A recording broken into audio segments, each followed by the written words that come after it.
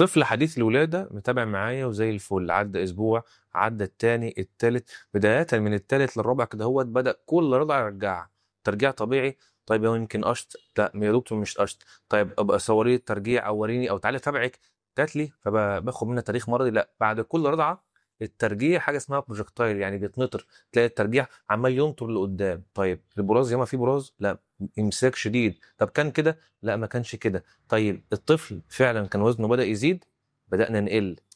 فقلت لها صراحة أنا خايف من حاجة معينة، لو سمحت اعملي لي سونار على البطن عشان أنا في حاجة معينة عايز إيه شاكك فيها. وفعلا طلع لنا شاك فيه صح، دي بمخرج المعدة اللي هيكلمنا عنه دكتور بلال العزبي، دكتور جراحة الأطفال. طلع فعلا زي ما احنا شاكين، والطفل دخل عمليات وتحسن الحمد لله. خلي بالك من اهم اسباب الترجيع في السن ده، وانا قصدي اقول لكم السن ده بالذات من 3 اسابيع لحد 6 اسابيع. لو الترجيع مستمر وبينطر لقدام وبيغرق هدوم باباه مش هدومه ووزنه بيقل مع بدايه ظهور امساك، لو عندك الاعراض دي نكشف اطفال فور علشان نستبعد المرض ده.